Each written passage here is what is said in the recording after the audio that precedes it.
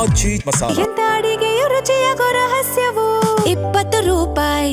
ರಾಜ್ಯದಲ್ಲಿ ಮುಂಗಾರು ಮಳೆ ಕೈಕೊಟ್ಟ ಬೆನ್ನಲ್ಲೇ ಚಾಮರಾಜನಗರದ ವಿಶ್ವವಿಖ್ಯಾತ ಜಲಪಾತ ಈಗ ಬಣಬಣ ಅಂತಿರುವಂಥದ್ದು. ನಾನೀಗ ಚಾಮರಾಜನಗರ ಜಿಲ್ಲೆ ಕೊಳ್ಳೇಗಾಲ ತಾಲೂಕಿನ ವಿಶ್ವವಿಖ್ಯಾತ ಬರಚುಕ್ಕಿ ಜಲಪಾತದ ಮುಂಭಾಗ ಇರುವಂಥದ್ದು. ತಾವು ನೋಡ್ತಾ ಇರ್ಬೋದು, ಈಗಾಗಲೇ ಕೂಡ ಕಳೆದ ವರ್ಷ ಇದೇ ಒಂದು ಜೂನ್ ಮತ್ತು ಜುಲೈ ತಿಂಗಳಲ್ಲಿ ಸಾಕಷ್ಟು ಮಳೆಯಾಗಿತ್ತು. ಮಳೆ ಆದಂತಹ ಸಂದರ್ಭದಲ್ಲಿ ಏನು ಖಾಲಿ ಬಂಡೆಗಳು ಮಾತ್ರ ಕಾಣ್ತಾ ಇದೆ, ಆ ಥರ ಇರಲಿಲ್ಲ. ಅದ್ರ ಬದಲಿಗೆ ಸಂಪೂರ್ಣವಾಗಿ ನೀರಿಂದ ಒಂದು ಕೂಡಿ ಹೋಗಿತ್ತು. ಅಂದರೆ ಒಂಥರ ಹಾಲಿನ ನೊರೆಯಂತೆ ಉಕ್ಕಿ ಹರಿತಾ ಇತ್ತು. ಕೆಲ ವರ್ಷಗಳ ಹಿಂದೆ ಅಷ್ಟೇ ಕೂಡ ಇಲ್ಲಿ ಜಲಪಾತೋತ್ಸವ ಕಾರ್ಯಕ್ರಮವನ್ನು ಕೂಡ ಮಾಡಿದರು. ಅಷ್ಟೊಂದು ಮೈದುಂಬಿ ಹರಿತಾ ಇತ್ತು. ಈ ಒಂದು ಜುಲೈ ತಿಂಗಳಲ್ಲಿ ಸಾಕಷ್ಟು ಸಂಖ್ಯೆಯಲ್ಲಿ ಪ್ರವಾಸಿಗರು ಕೂಡ ಬರ್ತಾ ಇದ್ರು. ಆದರೆ ಇವತ್ತು ವೀಕೆಂಡ್ ಆದರೂ ಕೂಡ ಪ್ರವಾಸಿಗರ ಸಂಖ್ಯೆಯಲ್ಲೂ ಕೂಡ ಸಾಕಷ್ಟು ಇಳಿಮುಖ ಕಂಡಿದೆ. ಕಾರಣ ಅಂತ ಹೇಳಿದ್ರೆ ಮಳೆ ಇಲ್ಲ. ಮಳೆ ಇಲ್ಲದ ಪರಿಣಾಮವಾಗಿ ಏನು ತುಂಬಿ ಹರಿಬೇಕಿದ್ದಂತಹ ಬರಚುಕ್ಕಿ ಜಲಪಾತ ಈಗ ಖಾಲಿ ಆಗಿದೆ. ಹಾಗಾಗಿ ಖಾಲಿ ಇರುವಂತಹ ಜಲಪಾತವನ್ನು ನೋಡೋಕ್ಕೆ ಸಾಕಷ್ಟು ಸಂಖ್ಯೆಯಲ್ಲಿ ಪ್ರವಾಸಿಗರು ಕೂಡ ಬರ್ತಾ ಇಲ್ಲ. ಬರುವಂತಹ ಪ್ರವಾಸಿಗರ ಸಂಖ್ಯೆಯಲ್ಲೂ ಕೂಡ ಸಾಕಷ್ಟು ಇಳಿಮುಖ ಆಗಿದೆ.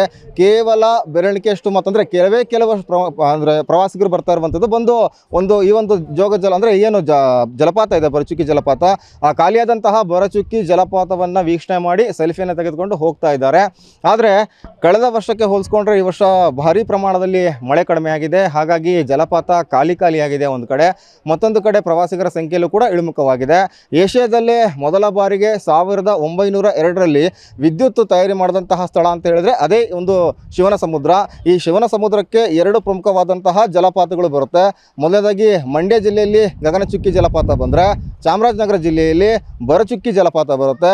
ಈ ಒಂದು ಬರಚುಕ್ಕಿ ಜಲಪಾತದ ವಾಸ್ತವ ಸ್ಥಿತಿ ಈ ಒಂದು ಜುಲೈ ತಿಂಗಳಲ್ಲಿ, ಅಂದರೆ ಜುಲೈ ಅಂತ ಹೇಳಿದರೆ ಮಳೆಗಾಲ ಆರಂಭವಾದರೂ ಕೂಡ ನಿಗದಿತ ಸಮಯಕ್ಕೆ ಮಳೆ ಆಗ್ತಾ ಇಲ್ಲ. ಹಳೆ ಮೈಸೂರು ಭಾಗ ಆಗಿರ್ಬೋದು ಮತ್ತು ಕಾವೇರಿ ಕೊಳ್ಳದ ಪ್ರದೇಶದಲ್ಲೂ ಕೂಡ ಮಳೆ ಆಗದೇ ಇರೋ ಕಾರಣದಿಂದಾಗಿ ಕಾವೇರಿ ನದಿ ತುಂಬಿಲ್ಲ. KRS ಡ್ಯಾಮ್ ಕೂಡ ಭರ್ತಿ ಆಗಿಲ್ಲ.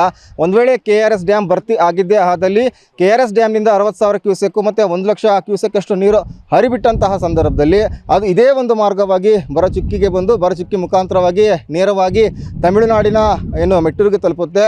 ಹೊಗೆನಕಲ್ ಜಲಪಾತಕ್ಕೂ ಕೂಡ ಹೋಗಿ ಸೇರುವಂತಹ ಸ್ಥಳ ಇದಾಗಿದೆ. ಒಟ್ಟಾರೆಯಾಗಿ ಸದ್ಯಕ್ಕೆ ಮಳೆ ಕೊರತೆ ಹಿನ್ನೆಲೆಯಲ್ಲಿ ಚಾಮರಾಜನಗರ ಜಿಲ್ಲೆಯಲ್ಲಿರುವಂತಹ ವಿಶ್ವವಿಖ್ಯಾತ ಬರಚುಕ್ಕಿ ಜಲಪಾತ ಈಗ ಬಣಬಣ ಅಂತ ಇದೆ. ಇದು ಸದ್ಯಕ್ಕೆ TV9 ನೀಡ್ತಿರುವಂತಹ ಒಂದು ಗ್ರೌಂಡ್ ರಿಪೋರ್ಟು. ಕ್ಯಾಮ್ರಾಮನ್ ಮಧು ಜೊತೆ ಸೂರಜ್ ಪ್ರಸಾದ್, TV9 ಚಾಮರಾಜನಗರ.